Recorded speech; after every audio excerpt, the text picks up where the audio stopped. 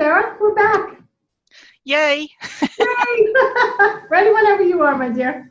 Great. So this is a part of a reading I call the Soul Star reading that people watching can book if they are interested on Holistic Campus. And Carolyn very kindly offered her soul up It's all yours. to help me demonstrate some of the fascinating information we can learn about ourselves with this kind of reading. So, Carolyn, the first way to think about this is I think there was a Greek philosopher who said to us, "Know thyself." Mm-hmm. And so a lot of us work quite hard on personal growth and development in daily life. And then for many of us, when we find ourselves on a spiritual journey, we find ourselves interested in developing ourselves at the soul level, spiritual level, energetic level, psychic, intuitive, all those kind of skill sets. But for me, what is behind it all is an individual or a client's Akashic records. And so you can think of yourself as having lived many lifetimes, and in your case, not all of them on planet Earth. I always wondered about that. Yeah, people generally do. So the first thing I do when I got your personal information, which was your names in this life, your date of birth, and your place of birth, is that I made sure, first of all, that your soul was available and happy and ready to be worked with.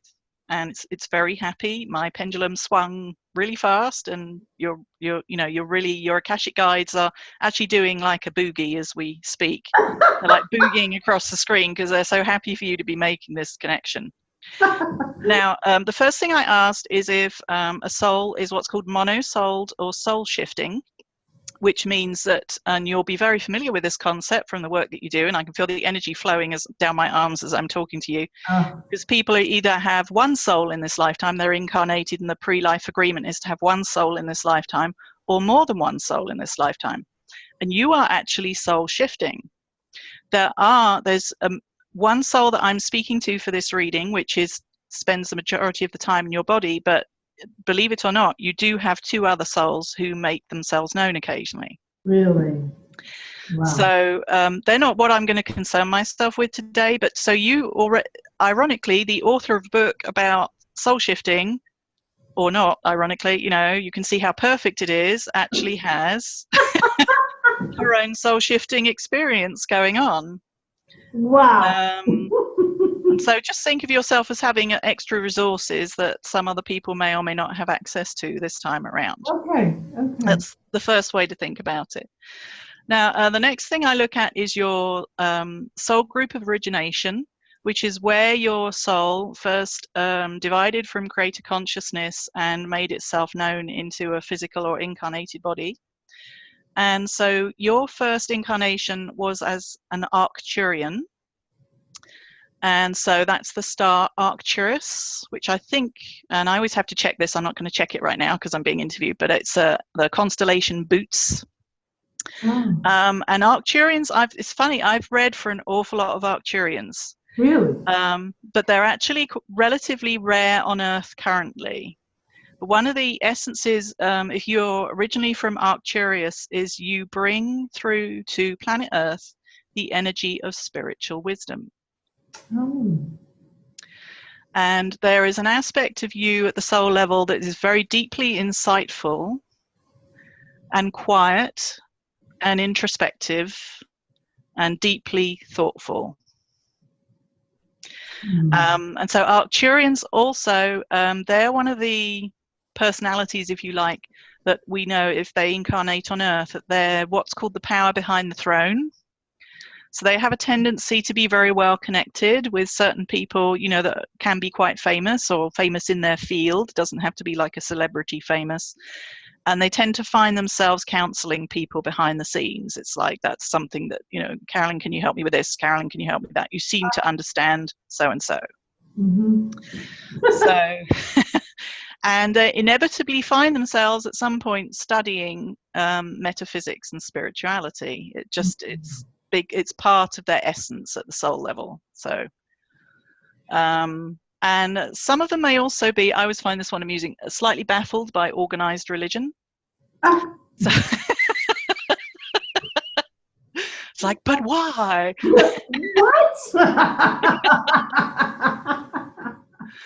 So, when people find out this kind of information, and there are lots more places that people can be from, this is just purely your example, then it's very validating, because you can go, oh, that's why so-and-so, and that's why this.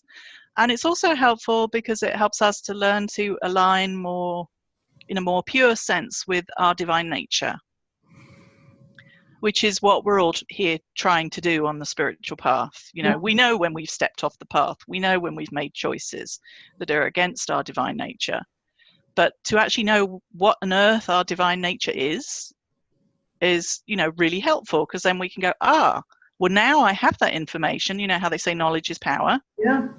With great power comes great responsibility. There's another one, classic. But, once you have the knowledge, you go, well, okay, so this is me. If it resonates, then you know that it's truly you. And so, big time. Sarah, what you just said about being behind the scenes and people coming to me, that absolutely all the time. Great. Glad it resonates. Oh yeah. Now there are some other aspects to your inheritance where you've made your way through some other life situations on other planets. And they wanted me to mention 2 others to you. This is your Akashic guides who wanted these mentioned. The first one, so this means you spent some time on this planet. It wasn't your first place of incarnation, which was Arcturus. But there was a planet called Maldek, and it's actually been exploded for almost 100,000 years, pretty long time. And they actually think, if you look at things from the scientific perspective, they actually think that one of our asteroid belts is made up of this planet now. Because what happened is the Maldekians went the way, and this is a warning for us on planet Earth, they went the way of too much tech and mental development. They purely developed, technology in the mental side, and they managed to cause an explosion on their planet, which completely obliterated it. Wow. So all souls had to stop reincarnating on that planet. So that planet, any souls who originate from there, they can't go home there now. There's nowhere for them to go. Wow. So isn't that a message? Isn't it though? Wow. And so the explosion was so big, it actually stripped Mars of its atmosphere, and it tilted Earth off its original axis. So so what about Maldekians then? So this is another aspect of you. It can be very mentally gifted people, very deliberate decision makers. This can sometimes result in there's always a flip side, because we're in the planet of duality here on Earth. So there's always a flip side to this, which is one can get involved in overthinking. One can. Oh yeah. Because it's such the Edgar Cayce, the great Akashic Records reader in the 30s, he called the fourth dimension the realm of ideas. And so the fourth dimension for you is like a home, and that can be because of your Maldekian aspect. So, you're a gifted strategist. You can analyze things. You can put programs together. You can do all these things. So for any of the, I'm going to have to joke here, but any of the other practitioners that are watching this video, this is a character reference from the Akashic Records. We're good here. Yay! Thank you, Sarah. I just had to laugh when that one came up. I'm like, yes, I knew it was going to be good. So, it's great to understand that about yourself and know that it's your divine nature, and also know that when you do overthink I have a tendency to get stuck in the planning stages of things, because I love that part. Oh, yeah. But with you, you're more, as you'll see in a moment when we look at some other aspects of your soul, you're more at the level of somebody who sees the big picture, and you're the visionary, and you want to get to the end, by God. You want to get there. Never mind those little baby steps. So, oh my gosh. So for me, I'm more the analyst, I like the steps. So what's interesting, when we look at this kind of reading is to always understand it in context, because we learn about ourselves, but then we learn about ourselves through others as well. Because we go, oh, he isn't like me, or she isn't like me, and I know that because, and then we go, oh, they're like me, and I know that because. So, you know, anything we learn at the Akashic level, there's also in relationship to others as well. You'll find that the learnings will increase. You'll start to go, I wonder which planet that person is from. I'm going to learn far too much doing this. That's really cool. It's fascinating. Dangerous. Now, there is one other constellation that you made your way through, which is Pleiades, otherwise very commonly known as the Seven Sisters. Yeah. And this makes total sense to me, given your soul story, which we're going to do in another stage, because you do have a big connection with Lemuria, or otherwise known as Mu, which was a very early country here, but we're going to come back to that later. Okay. So Pleiadians, the visionary. You are very good at teaching, and you're a great communicator, and you are quite highly verbal in some situations. But you have a tendency to jump in. You love seeing the big picture, like I was saying previously. So it's like, let's not bother with the, you know, somebody else can do the steps. I just want to do the thing. You know, I want to get it done. Yeah, but I love the steps. Oh, good, good. Well, Yeah. that may be something you've worked through in this lifetime. But if you do find yourself rushing anything and going, yeah, you know, I've got it now, and I, you know, just go, okay, that's the Pleiadian side, and thank you for letting me be a visionary. You know, having that aspect in my field, as it were. Yeah. I love the vision, and I love making the vision, but I also love to dig in and get it done. Not so much the details, but like, let's keep going. Oh, that's so interesting, Sarah. Great, great. Now, one last thing, a little piece of advice from your Akashic guides, because of the Pleiadian aspect, and I feel like you do this now anyway, but for the very detailed implementation of a project, it's a really good idea to delegate that. It's actually more in your own interest and everyone else's interest to pick somebody who's more, you know, who really wants to dig into the absolute detail. Okay. So. And I have to tell you, that's been a recurring theme, the word delegate. So, okay. Yeah. So your Akashic guides have been letting you know one way or another that it's like, there's one of these books I love. It's a real classic, and I still think people can get loads from it today on the spiritual journey, and it's called Now Discover Your Strengths. And it's a new energy, what I call a new energy psychology book. But the essence of it is, why are we all trying to be good at everything when we're all naturally good at certain things? And so in teams, instead of trying to train people, oh, you're not good at that in business, so they send people off to train them on something that may not be their desire, wish, or, you know, even their soul essence. And so they're always going to find it a bit of a push. Why not just focus on everybody's strengths and have people together work together as a team? Right. So love to do and do well. I agree. Right. Yeah. And that, I believe, this is what we can get from this kind of soul level reading too. Just think how great this would be for teams, you know, in business as well as individuals or a family or whatever situation you may find yourself in. Very cool. Okay, so the other aspect we're going to look at today is your soul's energy centers. Now, these are different to chakras, which many who view the site may be aware of. You know, they're in the physical body. They surround and penetrate the body, and there's energy emanating from them. That's to do with being incarnated. At the soul level, our soul energy has one or more energy centers active. And this, again, helps us understand knowing about these energy centers and how they affect our behavior and what we can draw from them, even meditate on them, can help us understand ourselves better. So you have 2 energy centers active.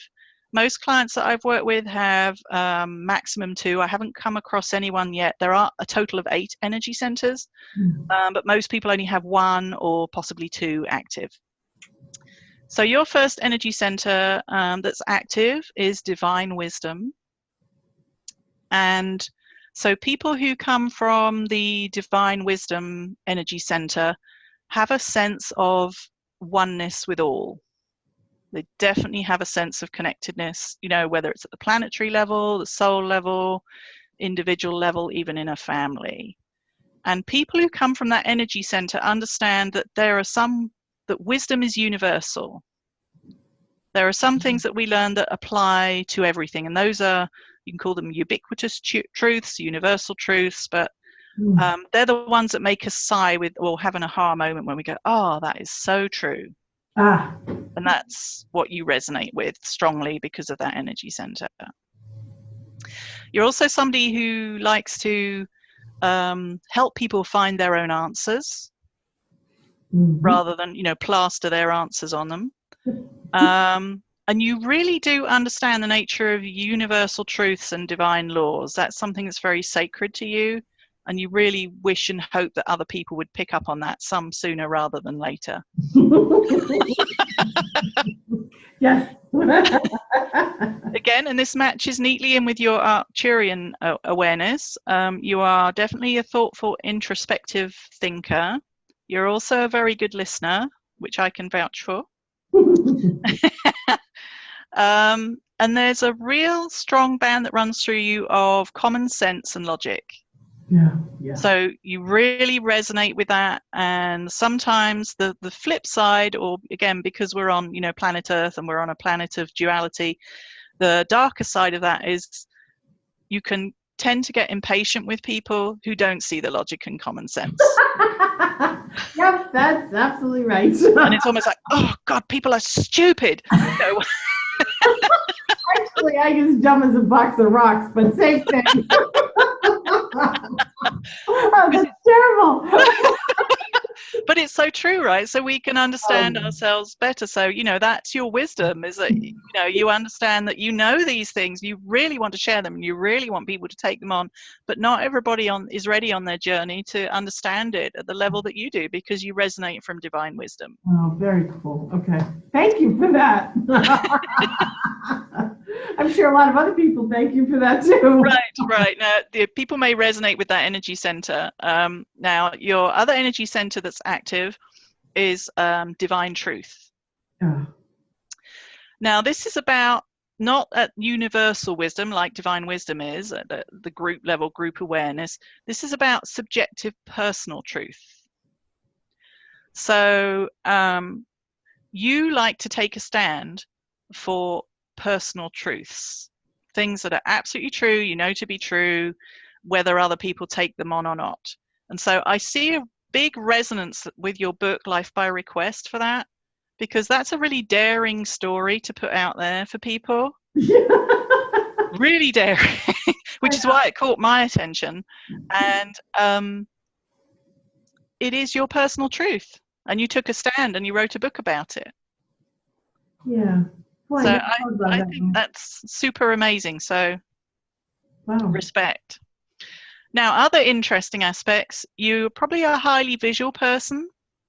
And this also means for a lot of people, I'm similar. In past lives, you're also a seer, you know, somebody who saw visions for people. And if we're talking about the clairs, you know, the intuitive abilities, it probably means you're quite clairvoyant. You get visions, or you see things, or, you know, you're good at vision boards, laying things out. Anything visual is your thing.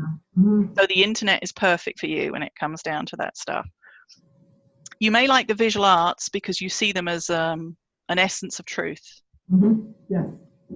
And so you're drawn to seeing them, or you like doing it for yourself, you know, just depends what you like. Yeah. You also, get this, love to bring to light hidden information that's available to everyone. Yeah, that makes sense, doesn't it? That's kind of what we're doing here, isn't it? Right, exactly. So I just love it. So you've got these powers of observation, you know, because of the seer aspect, the clairvoyant aspect, and your challenge, you know, when it comes to the shadow side of this, can sometimes be diplomacy. Oh, big time. Oh. I am not a diplomat. No, I'm blunt and to the point, and I really struggle with that. Yeah. So, you know, this isn't a get out, but what you can say about it is, oh, I'm expressing my divine nature. because that's Why my, not? I'm just trying to express my divine truth. So the thing is, what might have happened to you, another confirmation for people, if this is them, is as a child, you probably got told, we don't say that quite often. Yeah, yeah. You can't say that in public. We don't talk about this. But it's the truth. Exactly. Oh, absolutely. On so many levels. Yeah. Right. So then the other shadow side of that is there can be a tendency to get a bit belligerent if you can't self-express. Oh, not Because, me. No. me neither. No. So then we can, when we learn in context and we think about, there's these 8 energy centers and people may have one or more active, then you can start to look around you and go, I wonder, so-and-so's energy center, I wonder what theirs is and how that works for them. So my 2 that I have, the first one is divine expression, which means I love to write, speak, talk, share from the divine or from my essential nature. And so when I was 18, I went to London and I joined the BBC because I wanted to be in broadcasting. There you go. And so that's an example of how, another energy center might manifest in life. Yeah. And then my other energy center is divine love. And so I want to express, there's a resonance there. I want to express love and caring with people and offer them a chocolate when they're feeling bad and things like that. Oh. So you can see how, we can learn about ourselves with these energy centers, and then we can also learn about others too, and all move forward on the spiritual journey together. Very cool. That's so interesting. I'm going to have to look at those and really see, because I can really see where you could, not personality test or anything, but boy, right. Yeah, now I see why.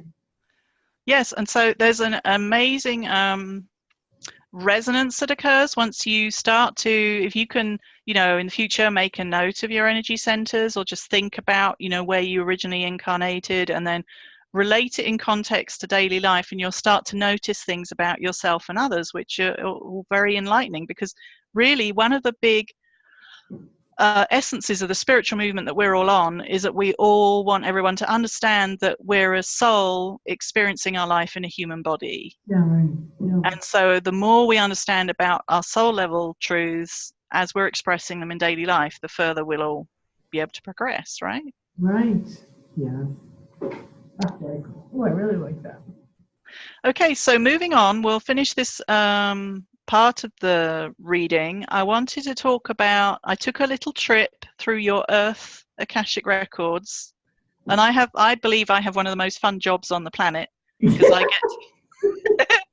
get to vicariously trot through other people's records. Wow. It's a bit like, I don't know if you ever saw that movie Bruce Almighty. I love that movie. I love that movie. That was fun. That was fun. Yeah.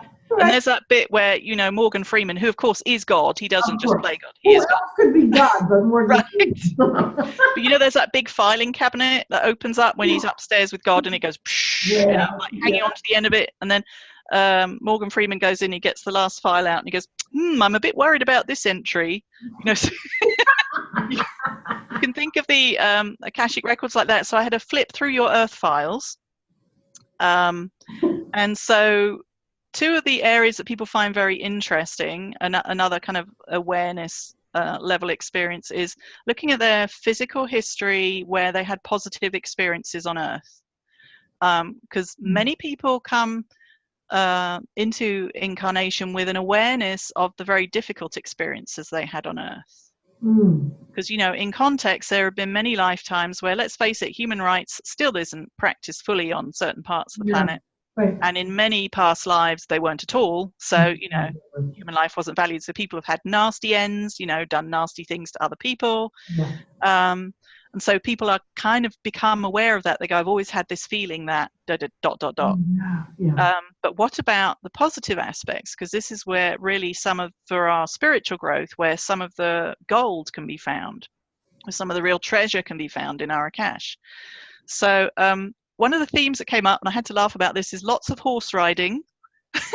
Really? So I don't know if you've ever done it in this lifetime, but you sure did ride a lot of horses.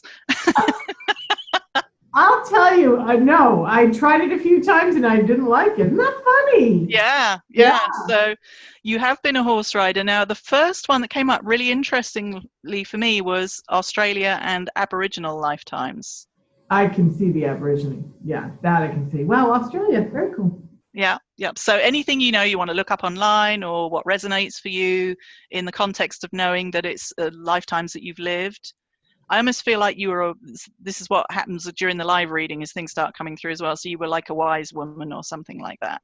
You were definitely in that realm of, working in dream time and all those other things. Mm-hmm. Yeah.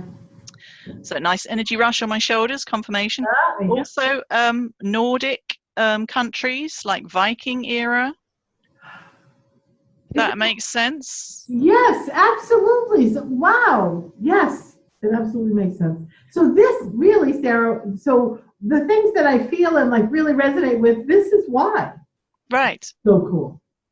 And that now you're experiencing the energy of the Akashic records. Wow.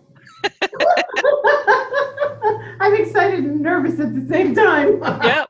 That's another thing. And then some people go, okay, after they've done the reading, like, I'm going to go away for a while and just kind of process all of this, which is understandable because it's a lot. It's a lot to take on, but it's a confirmation at the soul, soul and body level of what's going on for us. And I feel like I have to go take up with a horse again.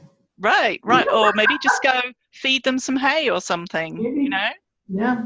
Maybe there's something there for you when you just never know. You just never know.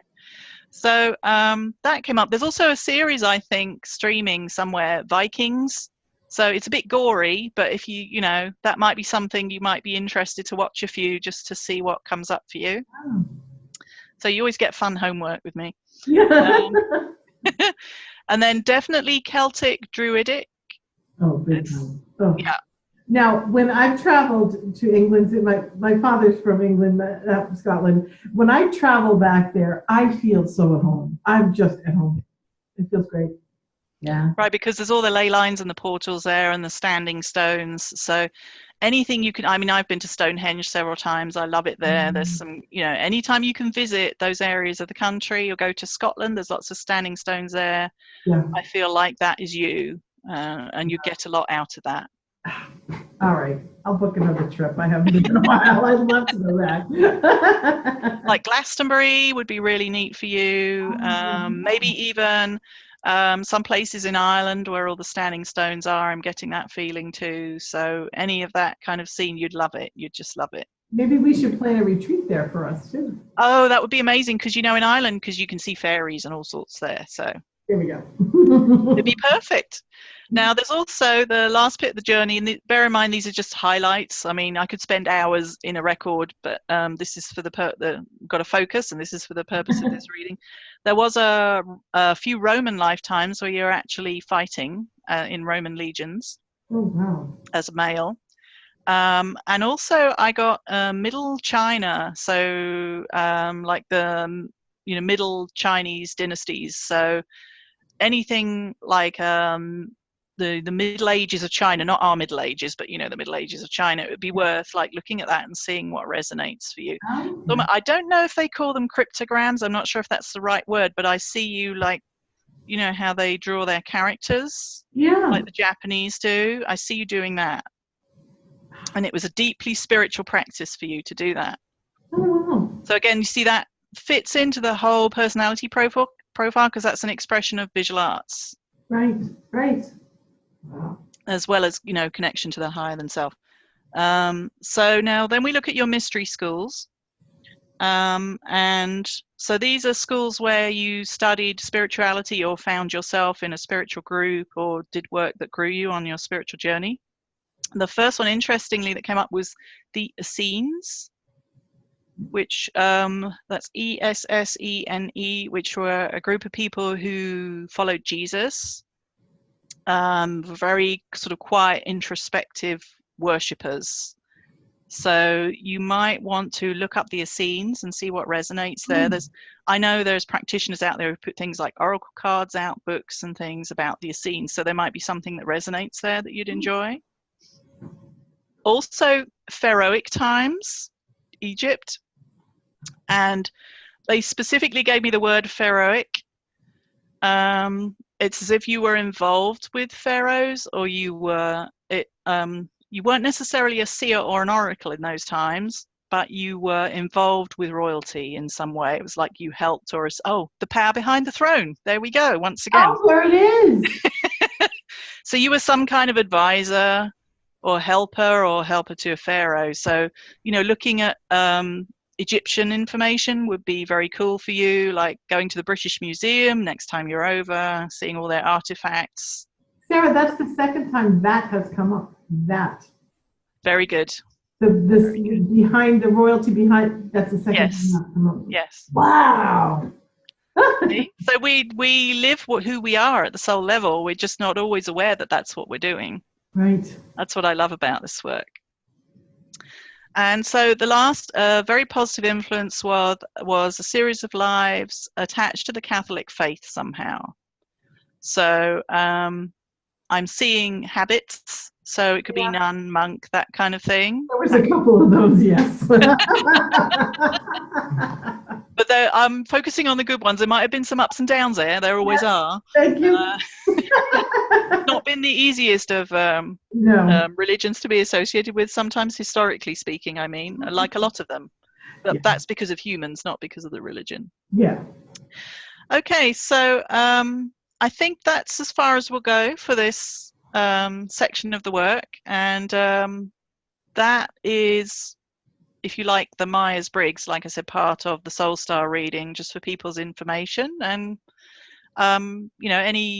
let me know any thoughts, questions you have at this stage that resonate for you. And my mind is swirling. Great. That's just, oh my God, Sarah, I did not know what to expect, but it wasn't that. And thank you. That was amazing.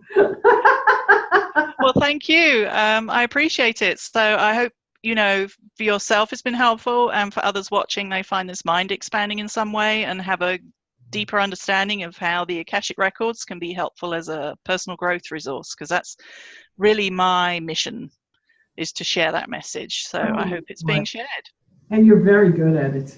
Thank you. Thank you. I love doing it. I'm passionate about it, and I love doing it. So. Oh my gosh. Thank you so much, Sarah. My pleasure. Okay, we'll talk next time. Great. Thank you.